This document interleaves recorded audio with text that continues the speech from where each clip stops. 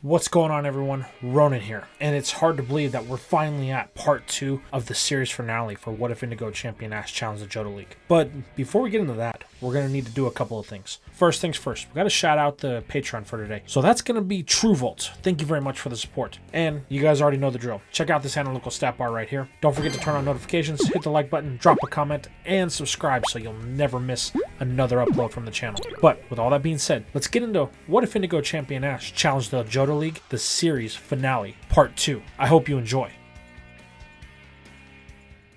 We begin today's part as we are watching the end of the first match of the top 8. The dark horse of the tournament, Casey, who has an affinity for the Electabuzz baseball team, and her Beedrill are putting the final touches on this battle, as with the Twin Needle from the Bee, it's able to drop their opponent's final Pokemon, securing her spot into the top 4. With the first round done and a quick change to the battlefield in the stadium, we find ourselves at the end of the second match. Two of Ash's rivals, the boy Richie, who he battled in the Indigo League to secure his spot to go on and win, and the former undefeated computer nerd that Ash showed there was more to Pokemon battling than just sitting behind the screen of his laptop, Shingo. While the two trainers are cordial with each other, it's clear that they both have the same goal. They aim to win so that they can get a rematch against Ash, the champion of the Kanto region. All the while, Ash sits in the crowd with Vincent, seeing which one of his rivals is going to be able to make it to the next round and potentially face him. The battle is a brutal one, as it comes down to the final Pokemon between the two. For Richie, it's old reliable in his starter Pokemon, Zippo, the Charmeleon, while Shingo has been reduced to his all-time favorite, the Mantis Steel type,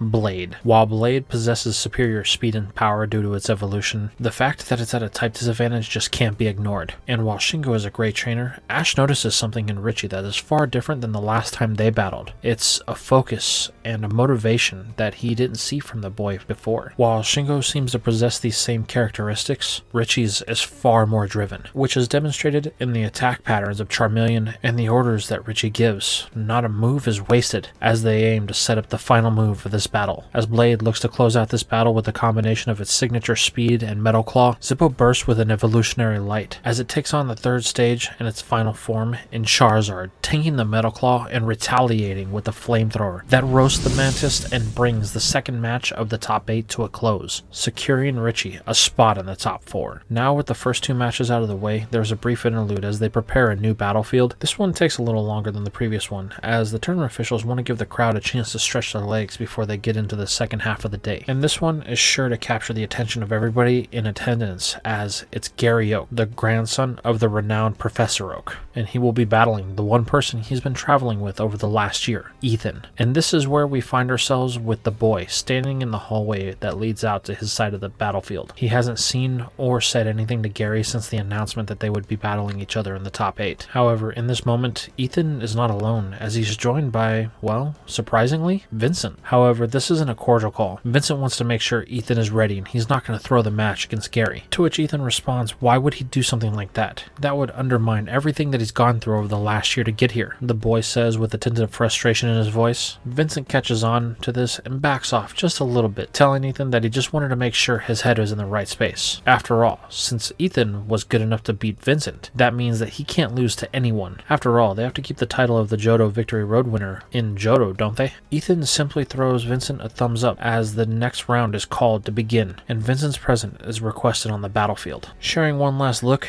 Ethan disappears into the light of the doorway as Vincent thinks to himself, do it, you can beat him. Outside on the battlefield, both combatants stand face to face, ready for the challenge that they knew would come the day that they set out on this journey together. Ethan and Gary say nothing, merely heeding the words of the referee as the details of their battle are explained. For this full 6-on-6 battle, they will be allowed substitutions. When one side has no longer any Pokemon to battle, then they will be declared the loser. And for a twist, it is revealed that their arena will be the water battlefield to start off their match. With both combatants taking their positions and the flags of the match waved, the first round is to begin, as both trainers make their first calls. For Ethan, it's very simple. Quagsire, as Gary has the same train of thought with them being on the water battlefield, choosing to send in his Kingdra. The dragon type takes to the pool of water like it never missed a day, and Ethan knows this is going to be a problem, as he got a chance to see it battle in the Whirl Islands when it was a Seadra, and now that it's a Kingdra, he has to be wary because he's not quite sure if it's learned any new tricks since the last time he saw it in action. Ethan starts things off pretty simple with a water gun, to which Gary quickly counters by ordering Kingdra to dive beneath the waves. This forces Ethan's hand as he orders Quagsire in after it. However, while Quagsire Quagsire shares a similar typing with Kingdra, with them both being a water type, their secondary typings come into play, as its ground typing doesn't really outfit it that well for underwater battles, as it's slow and bulky, while Kingdra is the exact opposite, swift and fast. And this is demonstrated right off the bat with once Quagsire is in the water, Gary is able to capitalize on this by ordering a Dragon's Breath that connects with the Mudfish. While not the most powerful of attacks, it does have one nasty side effect that is revealed here, as instantly in their first exchange, Quagsire is hit with the paralysis. It's here that Ethan tells it to surface, recalling it in the process. However, Gary does not try to pursue, merely waiting for his protege's next choice, to which Ethan doesn't wait long, as he chooses to go with something that has speed and might have a slight advantage against it, as he declares, "Sneasel, you're up!" The ice type takes straight to the platform, with the second round being called, as Gary orders a Hydro Pump from his dragon type. However, just like he had thought, Ethan orders Sneasel to jump from platform to platform, outpacing Kingdra in every blast of its Hydro Pump. This allows the Dark type to get in close, executing a slash attack at the command of its trainer that strikes true, causing a critical hit on the dragon. But Gary isn't going to let this slide without retaliation, as he wanted Sneasel to get in close so it wouldn't be able to dodge the next attack, as he orders Kingdra to fire off a whirlpool. The dragon type demonstrates its mastery of the oceans, as small little vortexes of water begin to converge into one giant one that engulfs Sneasel, all in one movement. Ethan does his best to call to the ice type, however, it's unable to escape the torrents that it's trapped in, and Gary is able to take advantage of this, telling Kingdra to use a Dragon's Breath. While this isn't super effective due to the ice typing of Sneasel, it is enough to send a message and cause a decent amount of damage, as it is knocked from the whirlpool back into one of the platforms on Ethan's side of the field. A slight sense of panic beginning to set in, Ethan decides to recall Quagsire for the time being, choosing to go with his third and newest evolution, Victory Bell. The fly trap emerges from the ball with the shriek of its name, ready to engage in any type of battle that Ethan has for it. This is where Gary takes a moment to think to himself, asking exactly what is Ethan doing? Is he just throwing things at a wall, hoping that something will stick? There doesn't seem to be really any method to his madness, and it's got Gary concerned. He hopes that the boy isn't collapsing under the pressure of the environment, or the fact that maybe it's because they're actually having their first official battle. However, Gary is no longer his coach. They stand here as equals. The time for him teaching Ethan new things has long come and gone. So in order to make a statement here, Gary has to do the one thing that he thinks he's going to have a little bit trouble considering the typing of this next opponent. However, he thinks that Kingdra is up for the task. Victory Bell begins this round by firing off a poison powder at the command of its trainer, to which Gary easily has Kingdra dodge by telling it to dive beneath the waves once again. Not wanting to wait for it to surface, Ethan orders Victory Bell to use a Vine Whip to try and find Kingdra within the water. However, he's fallen right into Gary's trap, as he calls for another whirlpool from Kingdra. As the water begins to circulate, Victory Bell is pulled from its platform deep beneath the waves. Here, it's met with Kingdra as it attacks with another Dragon's Breath. Desperately trying to get onto a solid surface, Victory Bell shoots its vines back up to the platform to try and pull itself up. However, the current of the whirlpool is preventing it from moving just yet, allowing Kingdra to get in with another Dragon's Breath. Victory Bell is fighting desperately to hold on, as it is unable to attack or defend itself, and Gary takes full advantage of this, ordering Kingdra to fire a Hydro Pump.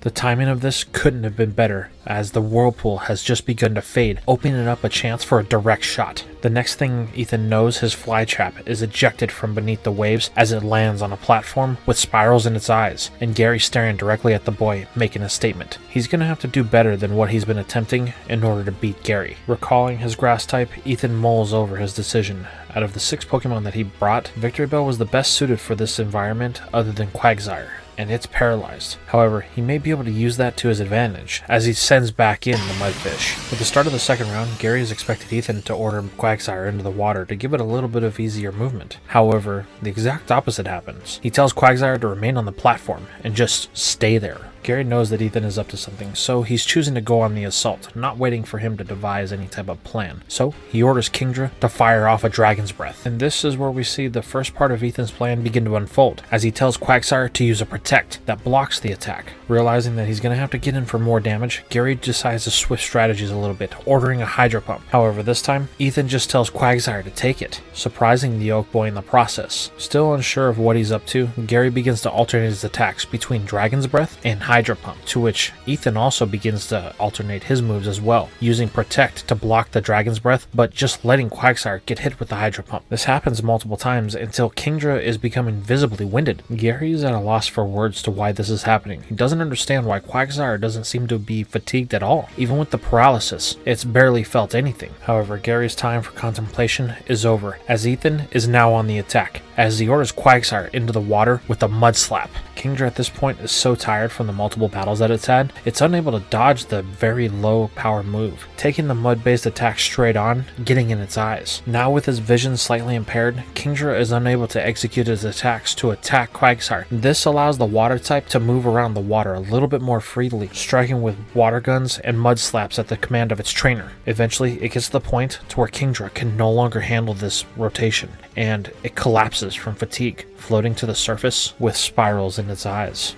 Gary just doesn't understand how this worked out. There's no reason why Kingdra shouldn't have been able to hit Quagsire. However, he doesn't have time to dwell on this, as he needs to make his next choice. Recalling his dragon, Gary already has his next choice in mind, as he decides to send in Pinsir. As the stag beetle emerges from the ball, Ethan is faced with a very real choice here. Quagsire is possibly his best chance to win on this battlefield. However, with it being paralyzed and just gone through the ringer trying to take out Kingdra, Ethan feels that it's time for the water type to get some rest, so he recalls it for the time being. Wanting an option that can battle inside of the platforms that are above the water, Ethan makes his choice to go with his normal type, Furret. As the regional rodent pops from the ball, it hits the platform, excited for its chance to battle, as it hasn't quite gotten that opportunity for a long while now. But it won't be disappointed, as the flags are waved for the start of this next round, and it is immediately engaged by Pinsir when Gary orders it to use a Vice Grip. Wanting to stave off as much damage as they can, Ethan calls for a defense curl in response. Furret winds itself up into a little ball, hardening its fur as much as possible so that way it minimizes the damage. However, Pinsir is still strong, and it begins to feel the squeeze as the Vice Grip slowly clamp down on it. This puts Furret in an awkward position, as no matter what command its trainer gives it, the normal type is unable to respond with the amount of pressure that's being forced upon it. It's to the point that the only thing Ethan can do is order Furret to continuously use defense curl to heighten its defense as much as possible. However, Gary isn't going to give up, continuously telling his stag beetle to tighten the grip of its vice. This, unfortunately, is a pattern that repeats time and time again until Furret begins to whine in pain as it's unable to maintain the defense curl for much longer. This is the point that Gary was aiming for, hoping to get an easy win here, as he orders the final command of this battle by telling Pinsir to use a seismic toss. The bug type spreads its wings as it hovers above the water battlefield, and then, with Furret still in its pincers, it dives headfirst into one of the platforms, driving the normal type into it, cracking the platform in the process, and ending this battle. Recalling his normal type, Ethan can't help but feel that was in retaliation for what happened to Kingdra. Unfortunately, this puts him in a position that he didn't want to have to be in, but it's the best option that Ethan has for the time being, so he declares, "Quagsire, you're up for battle," sending back in the Mudfish in order to get another win out of it. With the declaration of the start of this round, Gary aims to take advantage of the paralysis that Quagsire had endured at the hands of Kingdra by ordering Pinsir in with another Vice Grip. However, Ethan is prepared for this, calling for a Protect to counter. This luckily staves off any damage that the water type would have taken, as Ethan orders it to dive into the pool in order to provide some sort of coverage for it. However, Gary has a plan for this, as he orders Pinsir to begin firing off X-scissors into the water. The stag beetle rapidly fires the bug type attack, aiming for multiple areas of the surface of the water, knowing that Quagsire can't really dive that deep if it hopes to have any chance at hitting Pinsir. However, the blue slimy exterior of Quagsire's body allows it to blend in perfectly with the water, using this to its advantage to close the gap between Pinsir and itself before jumping out in an attempt to attack with a water gun. Unfortunately, even with the element of surprise on its side, Quagsire is just too slow, and Pinsir is able to easily counter this with the next overpowers the water type attack and hits Quagsire, slamming it back into the arena wall and bringing this battle to an end. With Quagsire being the third Pokemon that Ethan has lost, this signals halftime, allowing each side of this battle a moment to breathe and the refs to initiate a field change to start off the second half. While Gary remains quiet on his side of the field, merely sitting on the bench awaiting for the start of the second half, Ethan on the other hand somewhat finds himself doubting his skills as a trainer. Gary's been able to predict most of his moves and his Pokemon are in top tier. He's managed to take out 3 of Ethan's Pokemon by only using 2 of his. And to top it off, he doesn't know what combination of Pokemon that Gary could put together, as Gary's reserves are far more vast than his are. However, Ethan slowly realizes that he's psyching himself out for no reason. Him and Gary have spent the last year together, and if there's anyone that should know how to react to Gary's team, it should be Ethan. With the call for the combatants to approach the battlefield in the start of the second half, Ethan reminds himself that just because 3 of his Pokemon are down doesn't mean all of them are out, and they still have a chance to turn this battle around. And this is shown when the choices are made for the next battle, as Ethan decides to go with his strongest Pokemon, Typhlosion, while Gary seemingly made a mistake in his choice as he sent in Skarmory, to which what shocks Ethan even more is that Gary doesn't even try to recall it, instead choosing to engage with Typhlosion in battle as Gary makes a call for a move called Spikes. While it appears that the move does nothing, Ethan isn't going to let this set him back, as he orders Typhlosion in with one simple quick move, a flamethrower. The Volcano Badger darts across the battlefield as the move that Skarmory tried to execute seems to fade and fail, allowing the fire type the execution of its most powerful move, as it engulfs Skarmory with the fires from within its belly. While this attack is powerful, it is not enough to knock Skarmory out thanks to its ability, to which Gary tries to take full advantage of by recalling the bird. However, there is one problem that he's going to face here, and that's because of Typhlosion and how close it was to Skarmory when it let loose with that flamethrower. The intense flames caused a burn on the bird, and even though its sturdy saved it from being knocked out, it wasn't enough to save it from the burn, as Skarmory collapses from the intensity of the heat. Recalling the armor bird, Gary can see that Ethan's gotten a little bit of his confidence back, as this victory was something that he really needed. And from the perspective of skilled trainers in the crowd like Ash or Vincent, they're not quite sure if that was a free victory that Ethan was just given by Gary, or if he legitimately earned it. However, a win is a win, and the battle's going to continue, as Gary looks to maintain the control he has on it when he sends in his next choice, Nidoqueen.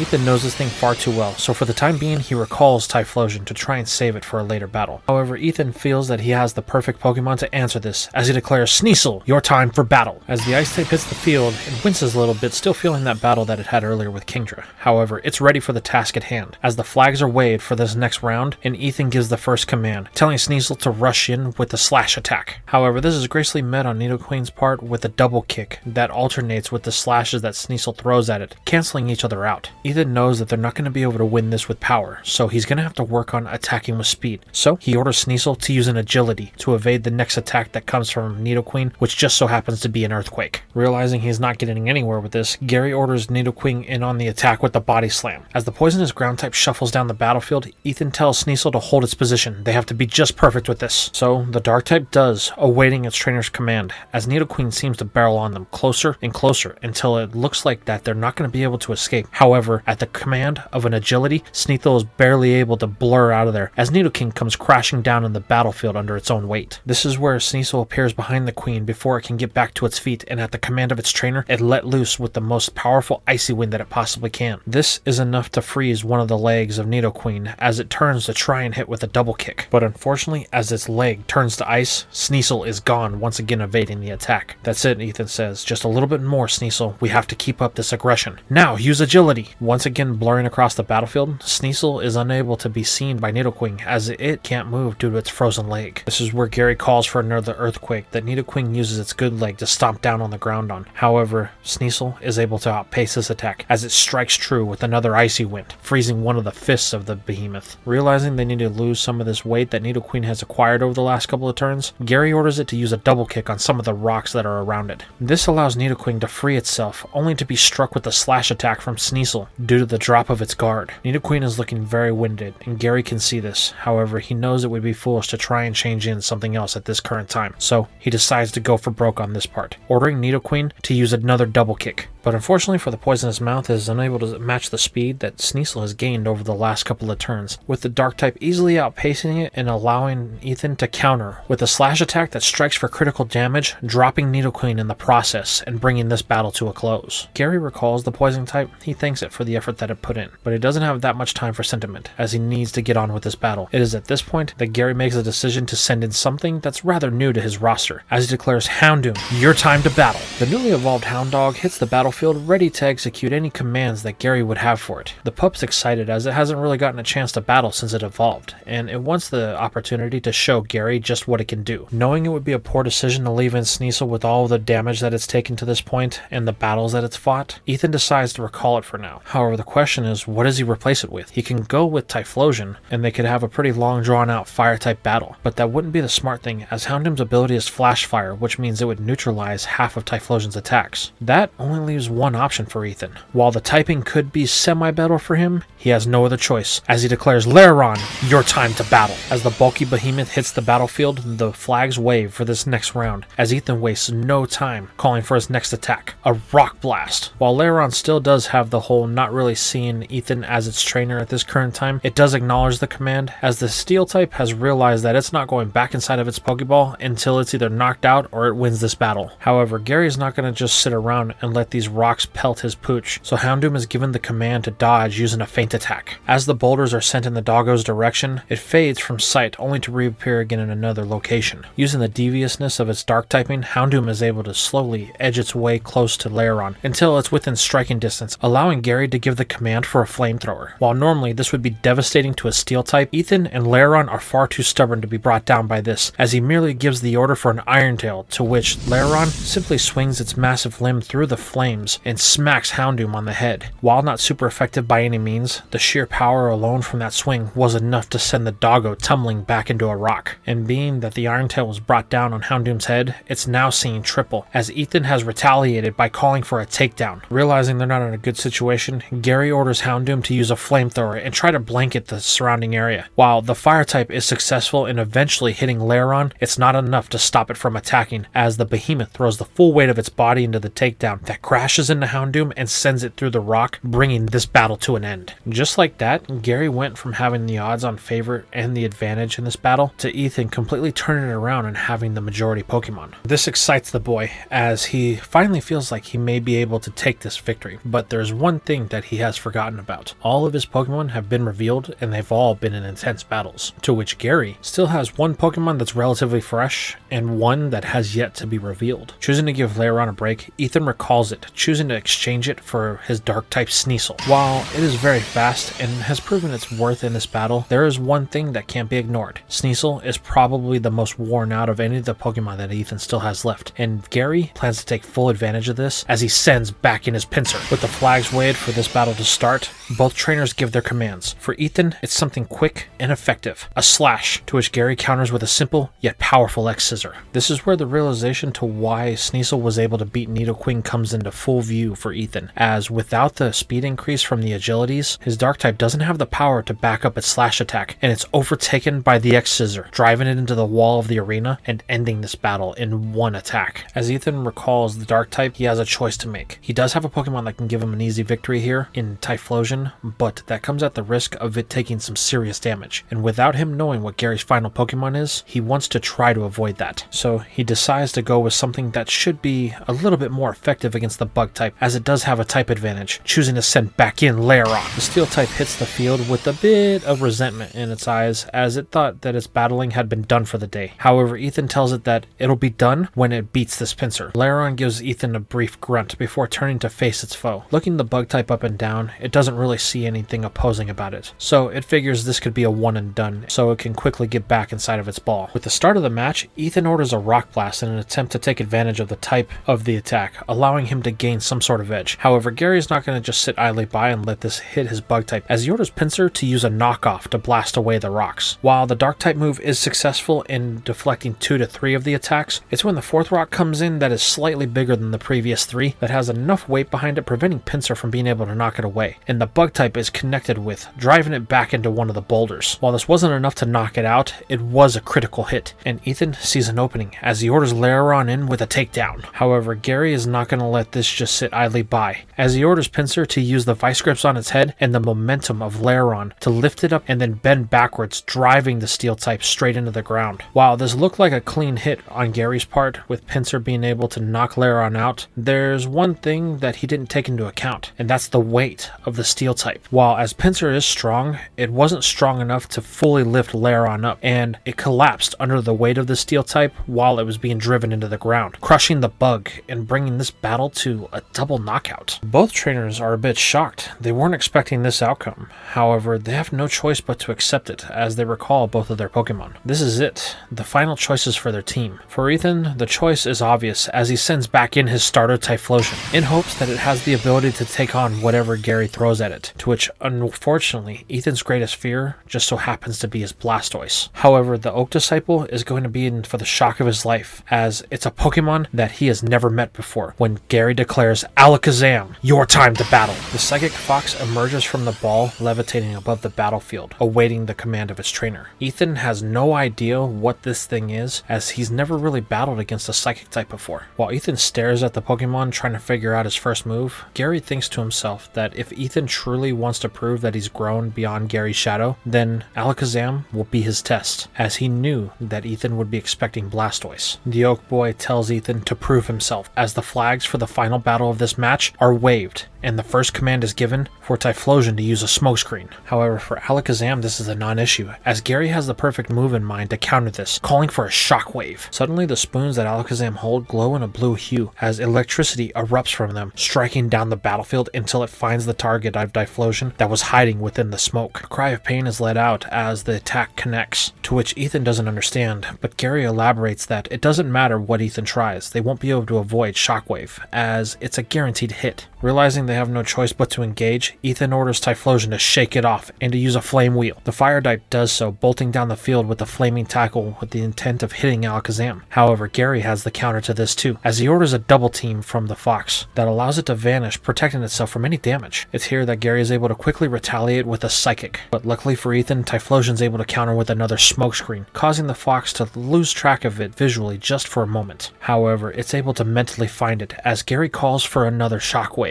But this time, Ethan's going to be ready for it, as he orders Typhlosion to counter it with the Thunder Punch. The Badger meets the attack in the middle of the field, forcing Alakazam to actually put some effort into it. But unfortunately for the Fox, there's going to be a struggle here, as Typhlosion and Ethan both demonstrate their stubbornness and Typhlosion's physical capabilities, as it's able to push through Alakazam's electric attack with its own, connecting with the Fox, causing the first damage to Alakazam in this battle. As the Psychic type is now stunned, Ethan sees an opening, calling for a flamethrower from his Fire type, which successfully connects for some massive damage. Ethan is beginning to feel confident again. He thinks that they can do this. However, this is immediately disrupted when he looks over at Gary, as he doesn't seem to be worried at all. He has the same expression on his face, like he knows something that Ethan doesn't. And this is displayed right away as Gary shows exactly why he chose Alakazam, calling for a recover. As the Psychic Fox glows in a healing aura, nearly all of the damage that Typhlosion and Ethan just fought for is negated. And Gary follows through by using this moment that Ethan is stunned to follow up with a Psychic type attack that envelops Typhlosion, sending it hurling back into the arena wall. This is enough to snap the boy out of his trance, only to realize that this battle is over. There's nothing that him or Typhlosion could do against Alakazam. With it having the move recover, the only way they would be able to win is if they were able to hit it for some massive damage. But there's nothing they have in their arsenal that could one-shot it like that. Doubt is beginning to fill Ethan once more. However, this is interrupted when he feels a searing heat on the skin of his face. Looking over, Ethan sees that Typhlosion is adorned in a red hue as flames begin to burst from it. So, Blaze has activated, Gary says. I find it ironic. The way we started our journey and the reason I wanted to travel with you was to study this phenomenon, as I didn't know what it was at the time. But now, it's going to be the instrument in the final altercation we have here in Johto. Ethan can hear Gary's words as he looks to Typhlosion. The Molten Badger is ready for their next battle, and it refuses to go down without using everything that it has. Realizing this, Ethan tells Gary they better be ready, because him and Typhlosion are coming at Alakazam with everything they have. In one final attempt, Ethan orders a flame wheel, to which the fires consume Typhlosion more intense than they ever have before, as it bolts down the field, putting everything it has into this final attack. Gary stands stoic, watching the two as they become one, just as he always knew that they would. It is in this moment that Gary realizes Ethan has reached the level to where he no longer needs Gary's support. Whatever the world has in store for him, Ethan and Typhlosion will be able to face it. Now, Alakazam, use Psychic! Doing so, a clash of fire and ethereal energy begins to fill the stadium as gusts of flaming wind burst through the crowd. This causes everybody to flinch as a flash is given off with a brief explosion and then a cloud of smoke. The only thing the crowd can do is sit in silence as they await to see the results of this final altercation. However, they won't have to wait long, as another gust of wind sweeps through the arena, revealing that Alakazam stands above Typhlosion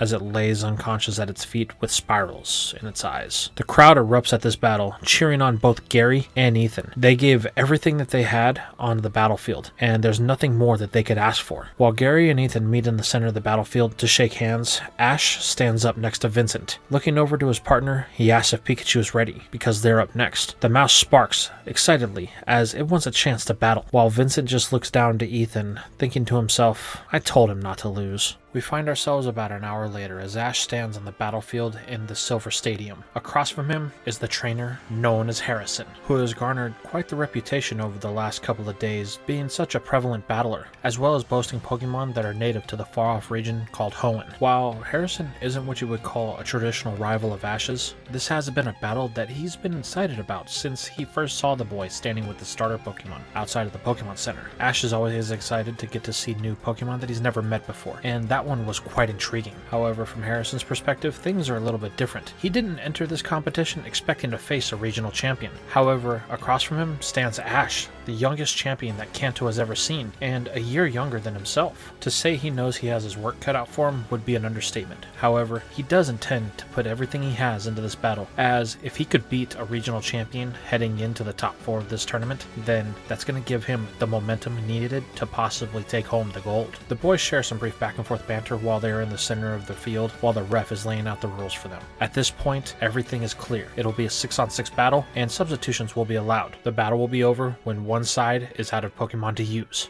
With the acknowledgement that both sides understand, they take their sides of the position. The field that they are battling on today is the grass battlefield to start before the interchange after one side has lost 3 of their Pokemon. It's here that Ash makes the first call of the match, choosing to send in his starter Pikachu. As the electric mouse scampers out on the battlefield, Harrison wastes no time in making his first selection as he throws a ball declaring Miltank, go! As the Bovine hits the field, a loud thud can be felt as Pikachu takes a slight jump into the air from the impact that Miltank had created. However, this doesn't faze the mouse, as with the wave of the flags, the battle begins, and Ash leads with a very reliable move in Thunderbolt. However, Harrison is quick to counter this, ordering Miltank to use a rollout. Tucking all of its limbs in and beginning to spin, Miltank tears down the battlefield, able to deflect most of the Thunderbolts that strike it, as it mows down in the direction of Pikachu. Luckily for the electric mouse, it does possess the greater speed advantage, so it's able to easily dodge this first pass of rollout. However, Miltank isn't giving up on the move at the command of its trainer, and it circles back around for a second strike. This is where Ash figures if a special attack won't work, then they'll try to get more physical with it, ordering Pikachu to fire off an Iron Tail. As the mouse's tail glows in a metallic hue, it runs down the battlefield in order to intercept the Bovine.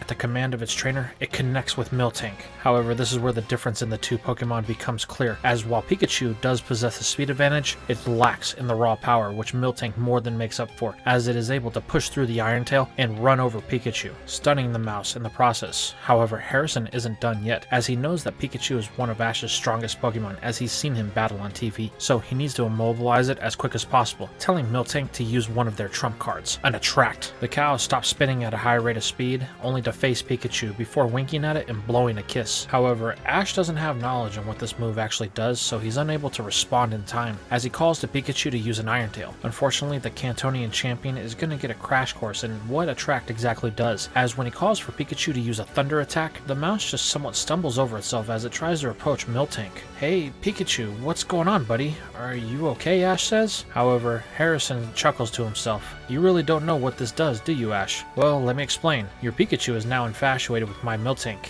and, well, it's gonna have trouble actually attacking, considering you have to break the infatuation in order to cause any type of damage. While Ash hears Harrison's words, he doesn't really believe them at first, so he orders Pikachu to use an Iron Tail as it approaches the Bovine. Unfortunately, though, Pikachu is still caught in the infatuation, and it chooses not to execute the move rather than to lay goo-goo eyes on Miltank, to which Harrison responds in kind by ordering a Body Slam. While Pikachu is looking over its love with hearts in its eyes, Miltank jumps into the air only to bring its full weight down on Pikachu, flattening the mouse. While this doesn't knock it out per se, it is enough to cause a decent amount of damage, forcing Ash to order it to return to its side of the battlefield for now. Reluctantly, Pikachu does as it's told as it scampers back to the side of Ash to rest up from the hussy that just tried to steal its heart. Ash tells Pikachu to sit out for the time being. He's going to have to use a little bit less conventional methods in order to beat Miltank. Luckily, he thinks he has just the answer to this, as he declares, Meganium, I choose you! The grass starter from Johto emerges ready for the command of its trainer as it gets its first chance to battle here in the Silver Stadium. While Harrison knows that Miltank has battled, he's not quite sure of what Ash is up to at this current time. So he decides to keep in Miltank for the next battle, as he feels like the track strategy is going to pay dividends here. However, he's going to find out just how wrong he is, as when the flags are waved away for the next round and he makes the first call for Attract, Miltank does the same thing as it winks at Meganium and then blows it a kiss. However, the grass type just stares at it awkwardly, unsure of what exactly Miltank is trying to do. This causes a bit of confusion on Harrison's part, as Ash is quick to counter, ordering Meganium to use a return. The grass dino then does something that Harrison didn't expect, as it bolts down the battlefield in the direction of Miltank, only to slam into the bovine with all of its weight, sending it into the arena wall and knocking it out, all in one fell swoop. Harrison can do nothing but stare in stunned silence. Why didn't Attract work on Meganium, he thinks to himself. However, this is where Ash chuckles just a bit, as Meganium approaches him and he rubs it on its head. I figured you'd try that Attract strategy again, and so I went with something that was a guarantee win, as Meganium only has infatuation for one person. Isn't that right, Meganium? Rubbing its head on Ash's chest, Meganium squeals in excitement as its trainer is giving it all the love and affection that it will ever need. I see, Harrison says. I'm beginning to understand why you are a champion, Ash. What an interesting move, but don't believe that just because you won that last battle, that means that I'm down just yet. Ash returns the grass starter to its ball to save it for later on in the battle. Since Ash made the first choice of the last altercation, Harrison has to make the next one, and he's not going to wait too long, as his choice becomes known very well, as he declares, Hypno, go! The Psychic Dream Eater emerges from its ball with its pendulum in its hand, ready to put its next opponent to sleep. Wanting to keep the momentum of this battle rolling in his favor, Ash decides to go with something that's high-flying. Gliscor, I choose you! The Fang Scorpion emerges from its ball, landing on its tail, ready to spring into action. And with the wave of the flag, the next round begins. Harrison wastes no time in making the first move, calling for a hypnosis. However, Ash has the perfect counter for this, telling Gliscor to envelop the battlefield with a sandstorm. This allows the Fang Scorpion to blanket itself from the attack, causing Hypno to fail. Not wanting them to lose any type of surprise they may still have, Harrison orders Hypno to use its psychic ability to find Gliscor within the sandstorm. While the Pendulum Pokemon is able to get some sort of lock on it, the truth be told is that Gliscor inside of a sandstorm is almost unmatched, as its ability Sand Veil, mixed with the natural defense of the sandstorm, gives it an unparalleled ability to hide. And this is proven when Gliscor is able to swoop in with a Steel Wing at the command of its trainer, striking Hypno before retreating back into the dust. Not liking his odds here, Harrison decides to recall Hypno for now, choosing to replace it with something that may be able to battle Gliscor in the sky, as he sends in Tropius. The Banana Chin Mon hits the field as it takes the first bit of chip damage from the sandstorm, and as the ref can barely see, it waves the flags to signal the start of this next battle, to which Harrison takes advantage of by calling for a move that doesn't go after Gliscor, but seems to help Tropius, as the command is a simple one, for it to use a move called Dragon Dance. While Ash isn't sure what this move can do, he doesn't want to wait to find out, so he orders Gliscor back in with another Steel Wing, which is able to connect as Tropius completes its tribal dance. This is then met with another round of chip damage from the sandstorm, as Gliscor fades out of sight. Harrison realizes they're not exactly at the level that they need to be at, so he makes another call for Dragon Dance once more, which Gliscor is able to respond in kind with the next Scizor.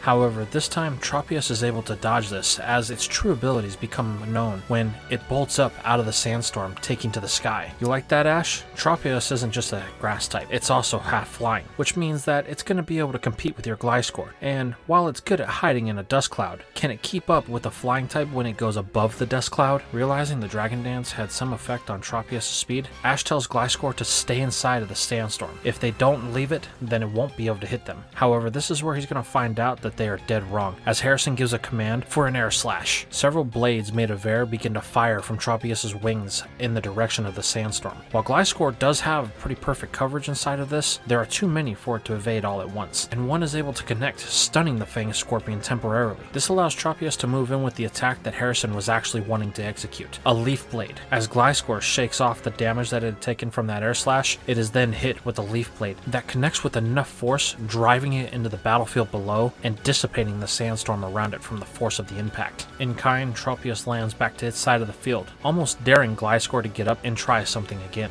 While the Fang Scorpion isn't 100% out, it did feel that last one, and it took a lot of damage as a result. However, it's just as stubborn as Ash, and it's not going to let one failed attempt to defend itself prevent it from battling. Knowing that they are outmatched in not only speed, but power, Ash has to be a little bit crafty here. He can't let them get another hit off because it could be the end of his Pokemon. So he tells Gliscor to mount its tail and be ready to spring into action at his command. However, Harrison isn't going to give him a chance to do whatever Ash is planning, so he orders Tropius to fire off another air slash to keep their distance. However, Ash orders Gliscor to use an X-Scissor to defend against the Razor Blades. Though the move is at a type disadvantage, it has enough power to counteract the air-type move, neutralizing it for the time being. But Harrison isn't going to give in as he orders another round of air slashes, ordering Tropius to put everything it has into him. And this is what Ash was going for, as the winds begin to pick up with the beat of Tropius's mighty wings to form the blades of the air slash. Ash tells Gliscor it's time to use his tail to spring into action, with the effect of its tail launching it into the air and the additive bonus of the wind that Tropius created. Gliscor is able to soar higher and higher until it is almost out of view from everyone in the crowd. This is actually bad for Harrison,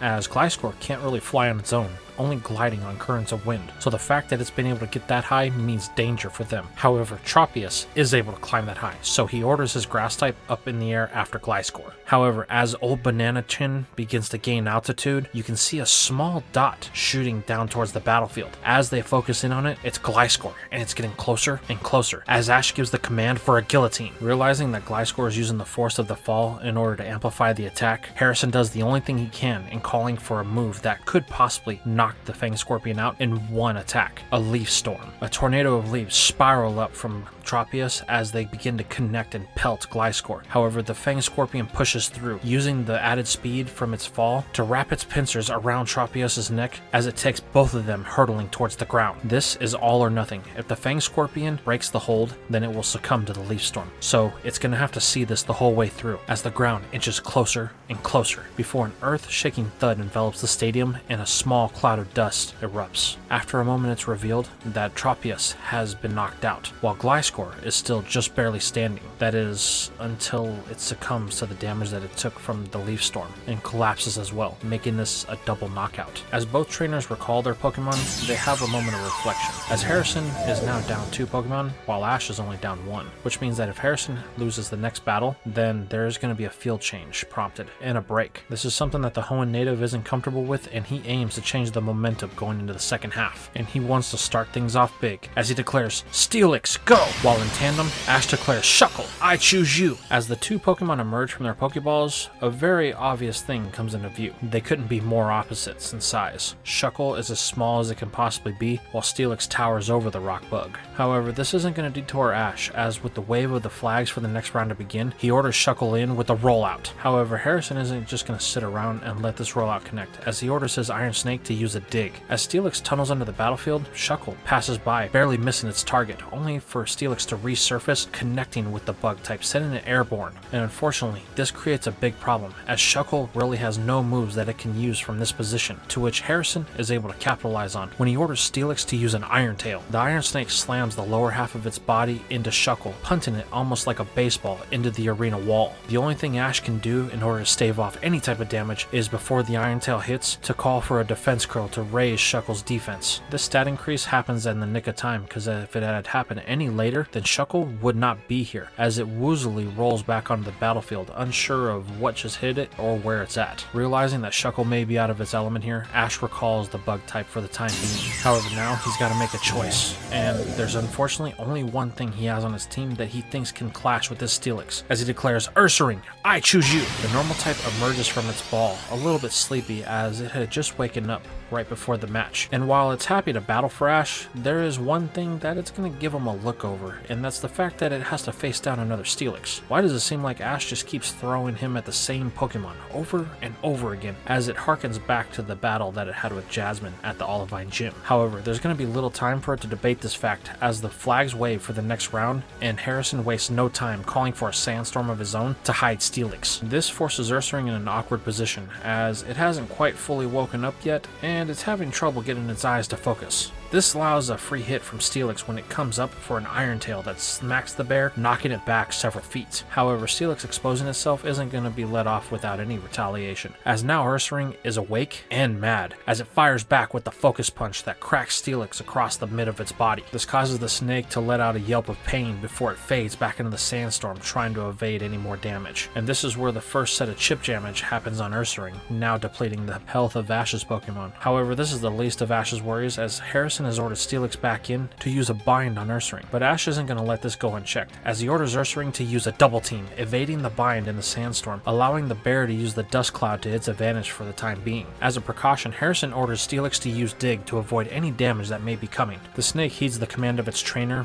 burrowing itself deep beneath the battlefield, only for Ash to tell Ursaring to stand still, use its feet to feel the vibrations in the ground. Unfortunately, this does come at a brief cost, as the chip damage is beginning to stack up on the bear as it waits for the next command from its trainer. However, it's not going to be much longer, as Steelix finally surfaces trying to connect with the Dig, but just as the ground begins to break beneath its feet, Ash orders Ursaring to jump while charging a focus punch. As the iron snake begins to emerge its head through the ground, it is met with a fist that cracks it in its head, dropping it right there before it can fully escape the clutches of the earth, bringing this battle to an end and costing Harrison his third Pokemon, signaling the start of a break and a field change. After about a 15-minute interlude, the fields have been swapped. They are no longer on the grass battlefield, but now on the rocky battlefield. And this is where we see our combatants choose their next set of Pokemon. As for Harrison, it's going to be something simple, something they've already seen, as he declares Hypno, go! Wanting to keep the momentum he had before the break, Ash decides to lead with the Pokemon he left off before the field change, as he declares Ursaring, I choose you! Both combatants back on the battlefield, the wave of the flags is given for the next round to start, as Harrison wastes no time trying the move that he had started off with last time Hypno hit the field, a Hypnosis. Wanting to get the pace of this battle going, Ash decides to counter with a double team. However, Ursaring is moving a little bit slower since the last time it battled, as even though it won against Steelix, it did take a decent amount of damage, and unfortunately, this is going to allow the Hypnosis to connect, knocking the bear out. And because of this turn of events, this allows Harrison to capitalize with Dream Eater, that slowly begins to siphon off the health of Ursaring, replenishing Hypno's lost health from its previous battle, and turning the bear's sleep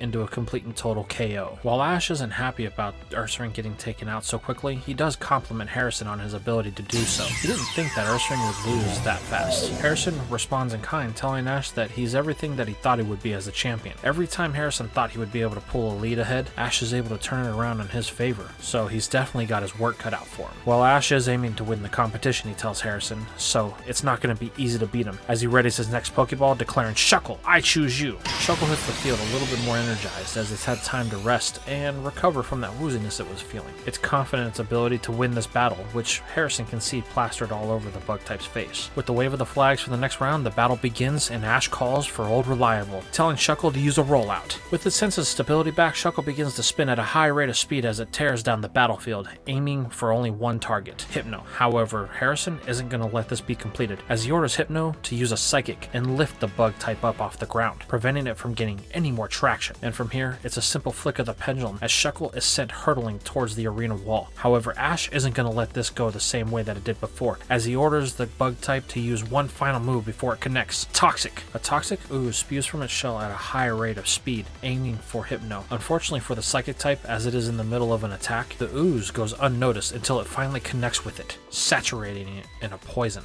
Just as Shuckle connects with the wall, knocking it out and bringing this battle to a close.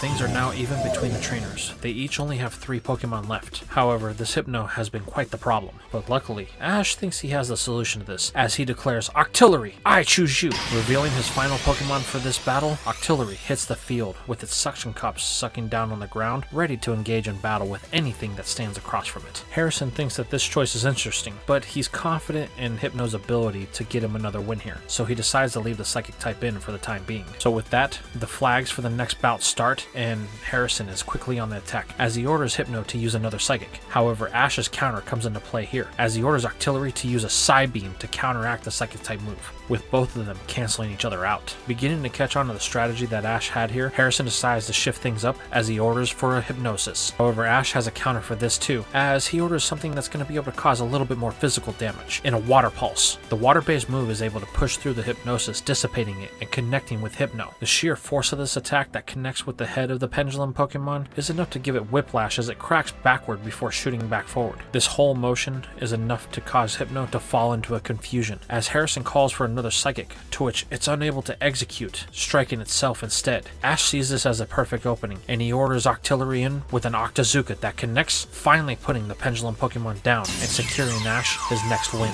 Harrison recalls Hypno, thanking it for all the effort that it put in, considering it was able to level 2 of Ash's team and get him caught back up in this battle. The boy then looks across to Ash, as it seems that the champion has chosen to keep Octillery in for the time being. And even though Harrison only has 2 Pokemon left, he has somewhat of an advantage on Ash, as he knows everything that Ash has at his roster, to which the boy has no idea what Harrison still has left. However, Ash isn't going to have to wait long, as Harrison makes his declaration for Glalie. Go! Giant head emerges from the ball, levitating across the battlefield, catching Ash's eye, unsure on how to react to it. But he's not going to let this hold him down, as the next round is waved to begin by the flags, and Harrison kicks things off by ordering a Gyro Ball from his Ice type. Ash quickly counters this by ordering a Bullet Seed from Octillery. Unfortunately though, it's not powerful enough to hold back the spinning head, and it connects with the Octopi, securing a great amount of damage. However, just like always, Octillery has its failsafe, as its suction cups play an important role here, as it absorbs the blow from Glalie and kind of pivots back like a slingshot, allowing it to latch onto the head as it was attempting to return to its side of the field. This gives the Octopi the best opportunity possible, as when it connected with Glalie, it had managed to fully engulf its face with its body. Now it's starting to panic because it's unable to see, allowing Octillery to connect with the point-blank Psybeam. While this isn't enough to end the head, it does cause a great amount of pain as it begins to cry underneath the Octopi veil. This is where Harrison tries something drastic to try and get Octillery off, as he orders Glalie to use an Iron Head and to start smashing into the parts of the battlefield that it can reach. Ash tells Octillery to hold on. They have to stay strong. Continue to fire Psybeams. What follows is a war of attrition, as Glalie rapidly fires Iron Heads into pillars of rock, while Octillery continuously lays down Psybeams into the floating head. In the end, while Octillery did take a great amount of damage, the head stops floating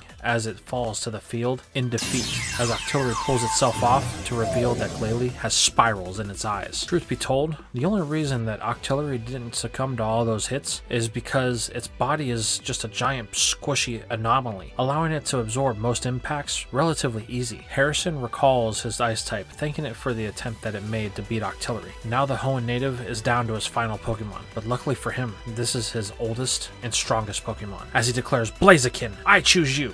The incredible fighting chicken emerges from its Pokeball with an imposing presence that it causes Octillery to even shudder a little bit. Ash notices this, and if the fire type has that effect on Octillery, then it must be a seriously strong battler. So he decides to ask the Octopi if it wants to stick in, to which Ash gets a firm yes, as it's always down to test its strength against a strong opponent. However, both it and Ash have underestimated the amount of damage that it's taken, as with the wave of the flags for this next round, Ash orders an Octazooka, to which it is quickly countered by 2 things: Blaziken's overwhelming speed and a Thunder Punch that is called from Harrison that connects with the Octopi, overwhelming it with electricity in one fell swoop, knocking it out.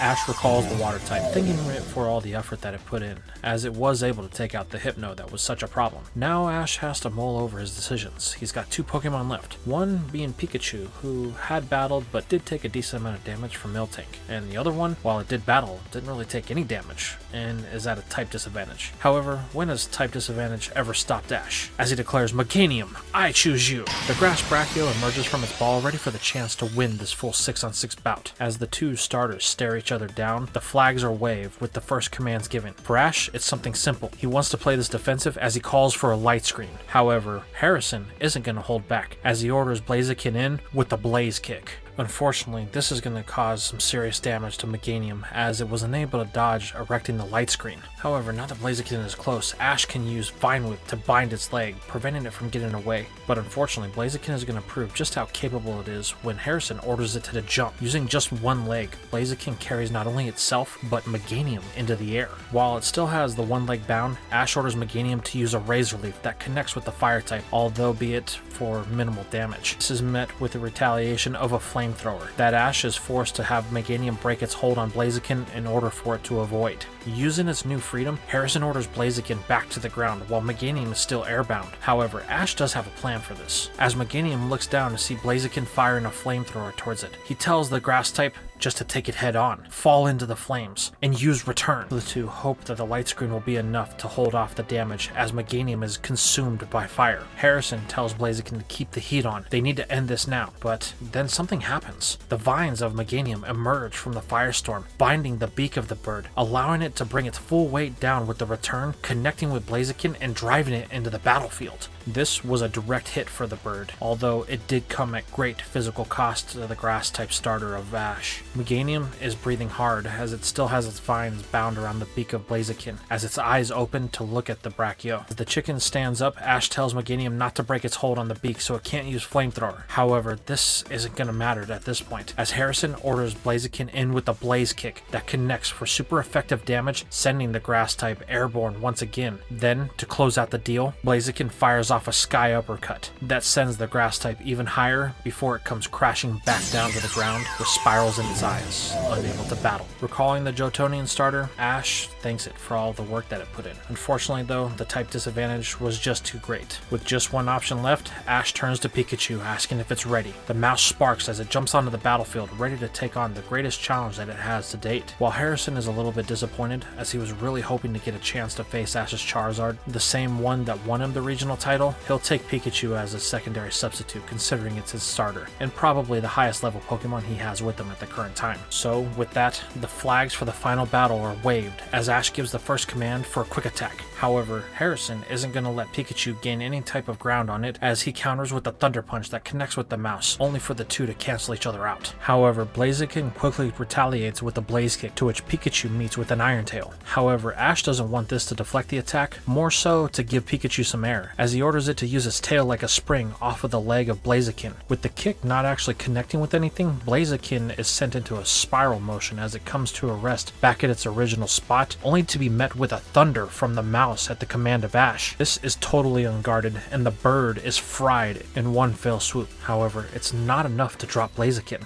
Harrison compliments Ash that was pretty clever, using Pikachu's tail to recreate what Blaziken did with Meganium before, so that way it can get an unguarded thunder off. Ash just simply smirks, commenting that you gotta be creative in battles like this, especially when everything is riding on it. Now, Pikachu, use Thunderbolt! However, Blaziken isn't going to give the mouse a chance to fire off this attack, as it uses its superior speed once more to bolt down the battlefield and connect with the mouse with a Sky Uppercut, sending the mouse into the air. This all happens while Pikachu is in the midst of charging the Thunderbolt, and as the mouse reaches the peak of its ascent before it can realize that it's been sent in the air, it begins falling rapidly as the Thunderbolt completes its charge. However, it's here that something happens that Ash wasn't expecting, and catches Harrison off guard as the electricity that's been stored up by the Thunderbolt and Pikachu begins to swell around the mouse in a blinding light as its descent increases in speed and power. Realizing this could be a problem, Harrison calls for Blaziken to use a Flamethrower. However, Ash isn't going to let this go to waste, even if he doesn't know what it is, so he tells Pikachu to use it and to take the Flamethrower head on. The mouse does so, as this new supercharged tackle is enough to prevent the Flamethrower from even phasing Pikachu, as it falls into the flames, connecting with as much power as the mouse has into Blaziken, sending it into the arena floor. This is followed by Pikachu hitting the ground. The mouse slowly stands up and is instantly hit with what looks like recoil damage, much to Ash's shock. However, that's the least of their worries, as Blaziken is beginning to stir. It's wincing as little bolts of electricity course throughout its body. It seems that whatever the move was that Pikachu just used caused a paralysis to the bird, and the burst of electricity that it was struck with was so concentrated that Blaziken's body is unresponsive, as it finally gives away to spirals in its eyes. Ash rushes out to Pikachu on the field as the mouse collapses. Picking it up, Ash holds it in his arms, thanking it for all the effort that it put in. However, he's more concerned with what had happened. What was that strange move that Pikachu used? But unfortunately, this is going to be interrupted when the immediate announcement for the top 4 pairings is given away, as it's revealed that in the rounds for the top 4, it's going to be Richie versus Casey and Gary versus Ash. And this is where we are going to leave things for now. So tell me, how did you feel about this part? How did you guys enjoy the 2 6-on-6 battles? Which one was your favorite? And of course, what was that move that Pikachu used on Blaziken at the end of their battle? And also, are you excited that we're going to be entering the top 4? Let me know what your guys' thoughts are in the comments down below.